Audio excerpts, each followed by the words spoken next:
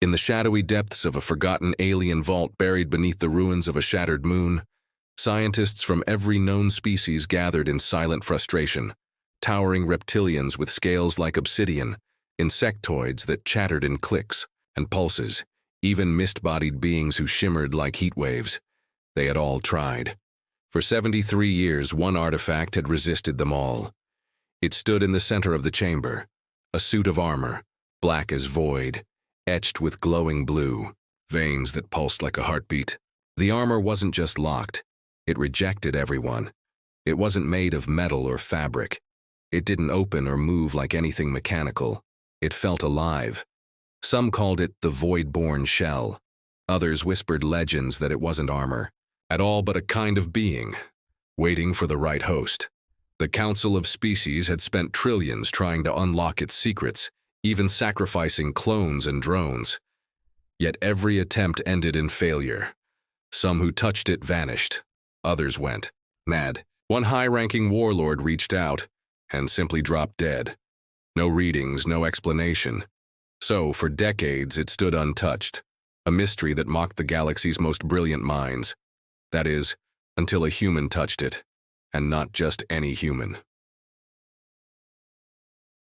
Back on Earth, Jalen Ross had no idea his life was about to change.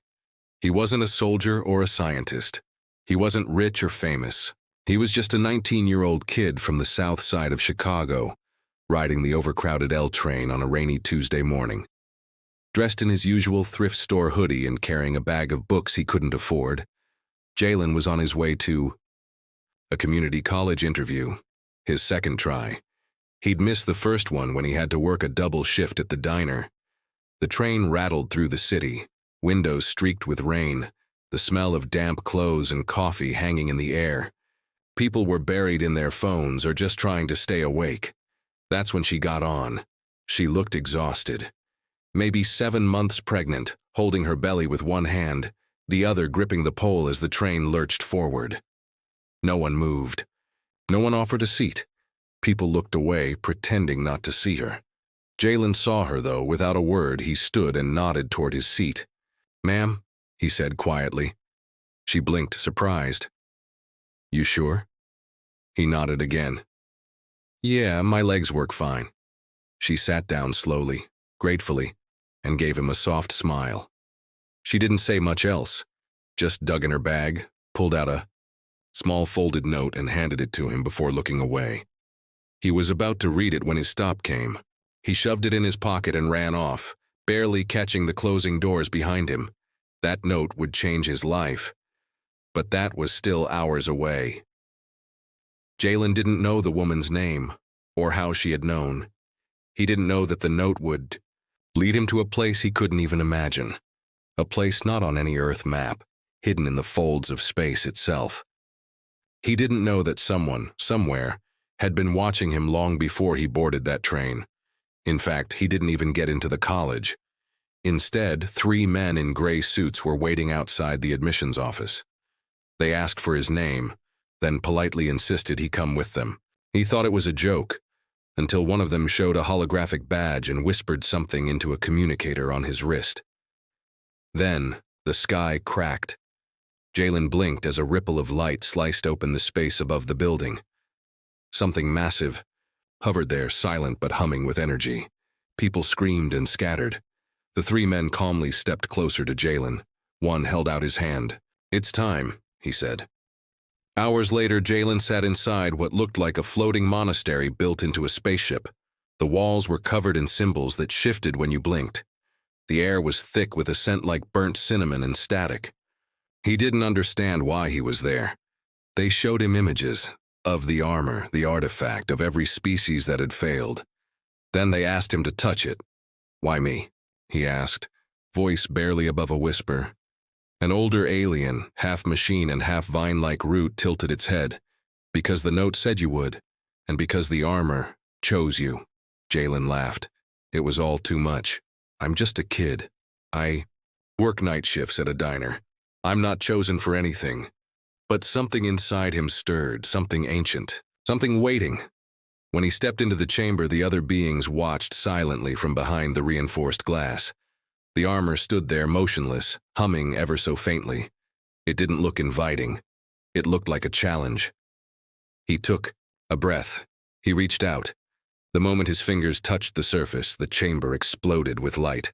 Alarms screamed. The floor cracked. The armor didn't reject him. It wrapped around him like it had been waiting forever. Jalen screamed. Not in pain, but in something deeper. Memory. Power. A language older than stars flooded his mind. The armor wasn't just a suit. It was a message. A weapon. A key. Outside the chamber, the council erupted into panic. "Impossible!" someone shouted. "He's a human!" "No," said the elder vine being. "He's the human." Jalen collapsed to his knees as the suit locked into place. Blue veins of energy traced down his arms. His eyes glowed for a moment, and when he looked up, he was no longer just Jalen. But the story doesn't end there.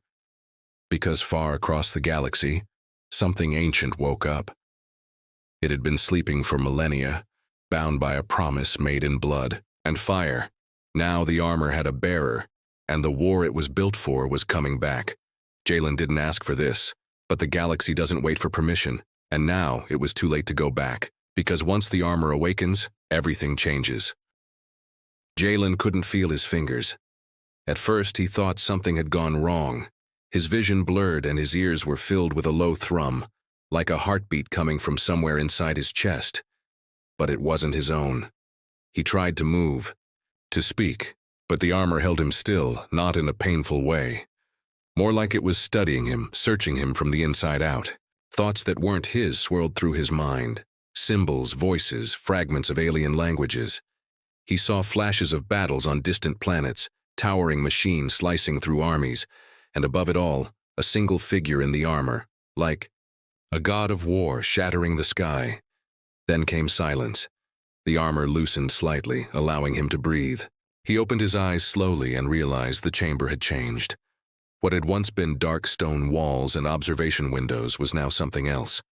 The room shimmered with moving lights, and the air buzzed with static. No doors, no observers. Just him and the suit, or maybe not just him. Somewhere deep in his skull, a voice whispered. Not in words, but in feeling. Old, weathered, but patient. "Welcome back." Back? The suit pulsed, sending small waves of heat across his skin, and the symbols along its surface lit up like a star map.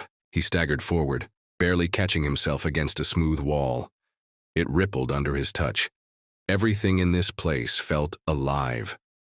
Breathing. He didn't know how long he stood there before the wall melted open. 3 of the observers stood. Beyond the threshold, 2 humanoid, one hovering on a platform that crackled with antimatter currents. They looked at him like he'd changed species, and in a way, he had. The older vine being from before stepped forward again. "You are now bound to it," it said softly. "The armor has accepted you. There is no reversal." "I didn't ask for this," Jalen said, voice shaking.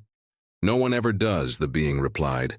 They didn't explain much after that, only that he was now classified as a priority entity and couldn't leave. Not Earth, not the station, not even the containment sector. He'd been moved to private quarters, a strange cube-shaped room that reshaped itself depending on his needs. He thought of a bed, and one grew out of the wall. He imagined food, and a tray slid through a portal in the floor, but it wasn't home, and the armor wouldn't come off. Whenever he tried, the suit melted into his skin like smoke, disappearing beneath the surface, only to return the moment he was threatened or touched by anyone unfamiliar. Even a simple technician walking past his room set it off. The lights would flicker, the armor would snap into place, and the technician would nearly faint. It had a will, and it was always watching. Days passed. At least he thought they were days. And he was given access to a terminal, a glowing screen, that translated alien languages for him. That's how he found the records, hidden files, secret data about the armor, which they called Project Aeon. It was said to be the last surviving artifact of a lost civilization, the precursor flame, species older than time, wiped out in a war the rest of the galaxy had forgotten. Only the armor remained, passed from generation to generation by unknown means. It was more than protection. It was a vessel for knowledge, for judgment, a weapon forged by beings who saw entire suns as tools. But it had a flaw. Only one species had ever been compatible: humans. That discovery had shaken the Council centuries ago, when their first scout touched a similar relic on a dead planet and burst into flame. DNA records matched it to early Earth life. The assumption was made that humans were somehow genetically engineered, or descended from, this long-lost race. But that theory was locked away, suppressed, too dangerous. If the rest of the galaxy knew humans might be connected to the precursors, they'd either be hunted or worshipped. So they buried it and waited for the next sign. Jalen had been that sign, and now he was stuck. Every time he asked to return home, they dodged him. Every time he demanded answers, they gave him riddles. But he wasn't stupid. He knew what was happening. They were scared, not of him, of what he represented. Because if one human could activate the armor, others could too. But they hadn't planned for him. Not some teen from Chicago with no military background, no training, no prestige, just a good heart and bad luck. And now, he was the most powerful variable in the galaxy. It wasn't just him who sensed it either. That's when the dreams began.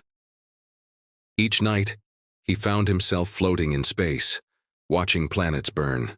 He saw alien fleets swallowed by dark storms, beings with glowing eyes whispering from beyond the stars. He saw himself, clad in the armor, standing on a battlefield where the sky had cracked open and gravity spun sideways. Sometimes, there was a woman beside him, not human, not entirely. She wore a crown of metal feathers and her voice echoed like thunder in a canyon. "It's coming," she'd say, "and only you can open the gate." He always woke up sweating, heart pounding, the armor humming faintly beneath his skin. Eventually, they stopped trying to keep things from him. They showed him footage, ships appearing from unknown sectors, attacks on outer colonies. A pattern was forming. Something was waking up out there, something older than any of them, and every attack happened near known precursor ruins. They feared the return of whatever ended the precursors in the first place, and they believed Jalen was the key to stopping it or starting it. He didn't want any of this. He just wanted his normal life back, Earth, home. His mom's voice calling from the kitchen, his little sister chasing the dog around the living room, the hum of streetlights, the smell of corner store fries, music leaking from cracked windows. But, deep down, he knew those days were over. He hadn't even read the note yet. It stayed in his jacket pocket, now sealed in a locker outside his containment unit. But that night, when the guards were rotating, he slipped out and retrieved it. The handwriting was shaky but familiar. "Help is coming. But first, you must carry the storm. A friend." There was no signature, no explanation. But he remembered her. Eyes, the pregnant woman on the train, the calm in her voice, the quiet urgency in her hands. How had she known? He stared at the words until the lights dimmed again, and the hum of the ship echoed through the walls like a warning. That night, the dreams came faster, and this time something was whispering his name.